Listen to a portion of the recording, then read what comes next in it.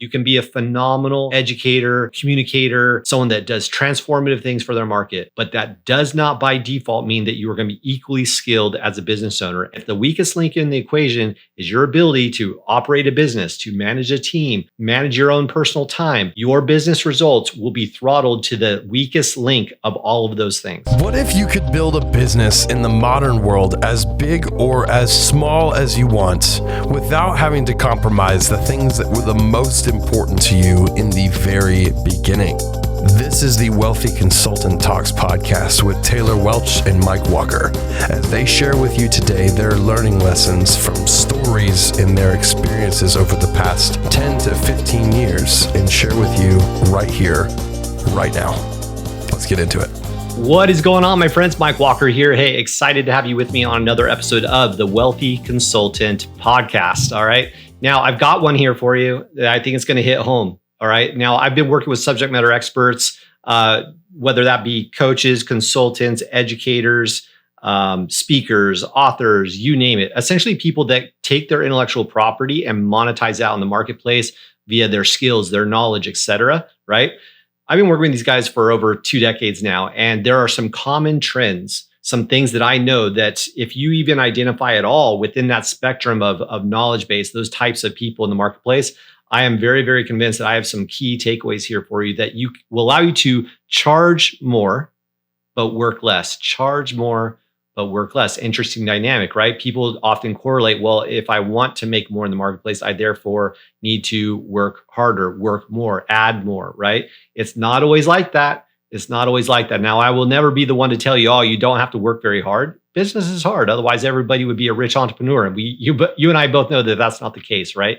But there are some elements, there are some paradigms that I know to be true that if you can install these into your own mind and change the way you look at some of these different aspects of the entrepreneurial equation, I'm very, very confident that you will position yourself in the marketplace to, again, be able to charge more, work less. If that's exciting to you, let's go. Awesome. So first concept that I want to hit home here is that working with these subject matter experts, we'll just dub them SMEs, right? Again, regardless of how you kind of identify in the marketplace, there is often a wake-up call that happens, whether it be in month 1, year 1, or year 3 or 4 or 5. Eventually, it hits home really hard that just because you are gifted, skilled, amazingly impactful at whatever it is you do for your market, right? So whatever your skill base is, phenomenal, good for you, high five, the world needs you. It's why you're here on the planet in the first place. However, just because you are skilled in this particular area does not by default mean that you will be equally as gifted in the world of being a business owner. Okay. A lot of people struggle with this, especially the smartest of ones, because they're like, but Mike, when I get in front of my clients or when I work with my students, I have transformative results and they love what I do and I make such a big impact. Hey, I believe it. I'm not even saying that that's wrong. Hopefully that is the case. But here's the thing. Just because you are phenomenal at that craft, that skill, the acumen that you've developed, again, does not by default immediately translate to the entrepreneurial founder, the CEO position. These are very different skill sets. And so a lot of people struggle with that because they're like, yeah, but I'm so good. The value of what I do in the marketplace is so strong. Why don't people resonate? Like, how come I can't get clients very easily? Or how come my business isn't growing? Again, you can have the most phenomenal skills in the world, but if you don't know how to convey that properly in the marketplace, if you don't know the fundamentals, the frameworks, and the models required to build and sustain a viable business in a very dynamic marketplace and economy, I'm sorry, but you're going to end up be a broke genius. Okay. That's just the sad reality. How many broke geniuses do you know out there, right? It's kind of like the artist who fails in his craft because he can never get on the bigger stages. And it's not because he's not an amazing artist. It's because he sucks at human interaction, right? And so they need to figure out eventually, subject matter experts, which is why a lot of them come to us at the Wealthy Consultant, is they go, you know what?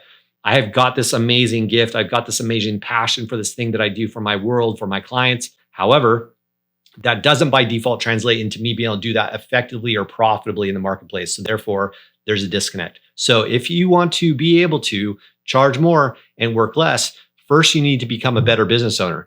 And that means learning the fundamentals. Again, I'm going to say it again because I really want this to hit home. You can be a phenomenal educator, communicator, someone that does transformative things for their market. But that does not by default mean that you are going to be equally skilled as a business owner, and your results in the marketplace, the efficacy of your efforts in getting your message out there is going to be throttled by the weakest link in the equation. And if the weakest link in the equation is your ability to operate a business, to manage a team, to manage your own personal time, all the little pieces of the puzzle that go along with effectively running a business, your business results will be throttled to the weakest link of all of those things. This is a big one for people because they're like, yeah, but Mike, look at what I do, look what I offer, and look what I'm capable of for my client. Phenomenal, high five. But the reality is that you will be paid on the weakest link in your business equation.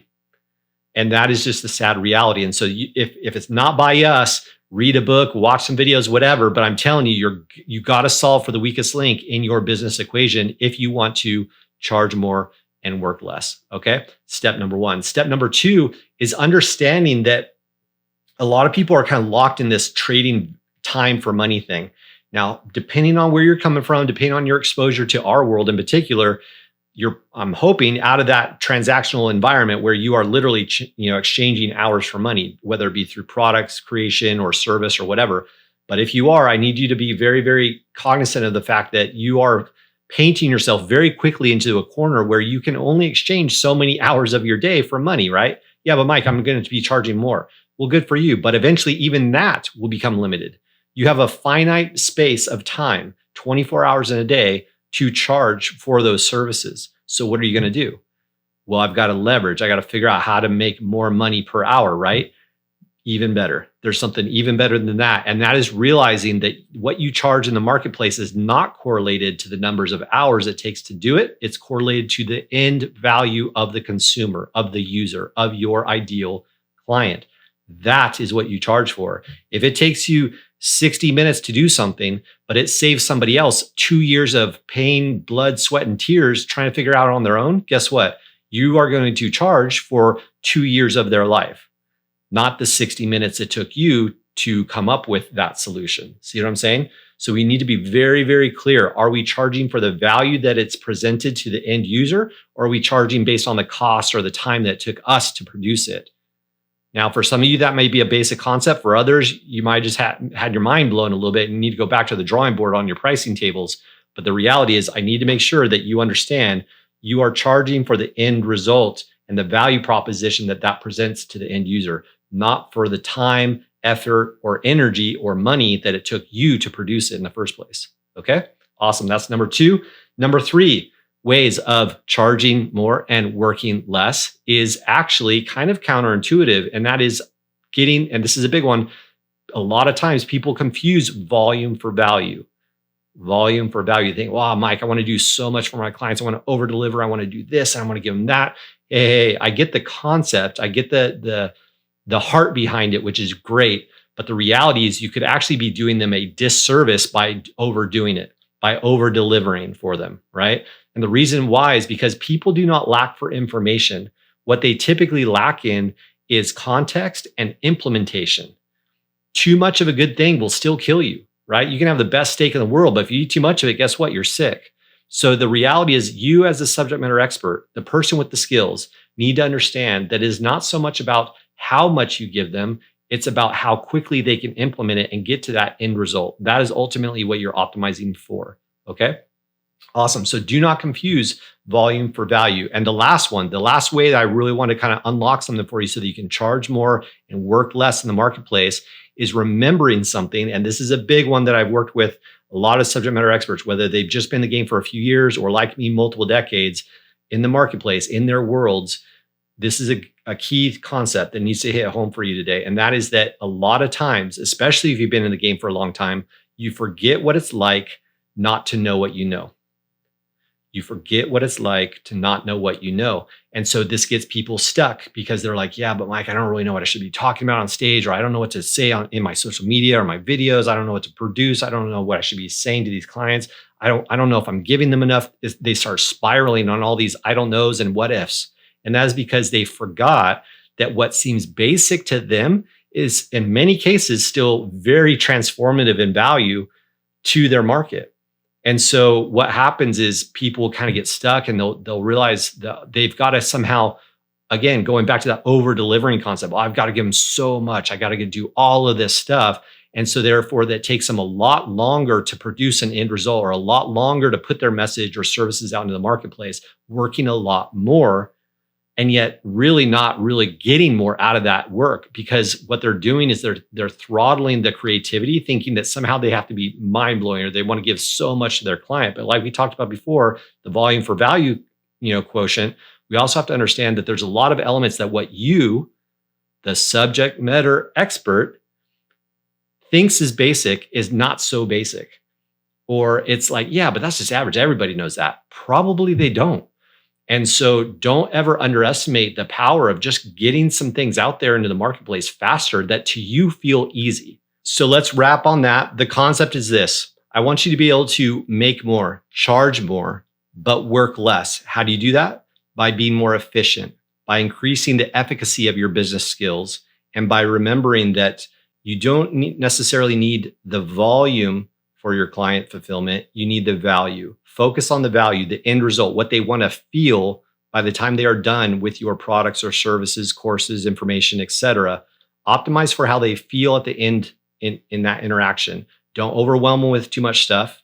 If anything, strip things out, and you will end up finding that you'll get faster results. You'll get better clients working with you because they'll be more attracted to the getting results quicker versus just consuming a lot of things. Okay. I hope this finds you well, guys. Join us on another episode of the Wealthy Consultant Podcast. We're always throwing down stuff like this. Share it, like it, do whatever you want to do. Spread the word. That's always a good thing. But join us on another episode, and we'll be jamming with you more on topics on developing your business and essentially becoming wealthy through the transfer of knowledge, which is locked in your head between those two beautiful ears of yours. All right. We'll see you on another episode, my friends. Take care. See you soon. Bye-bye.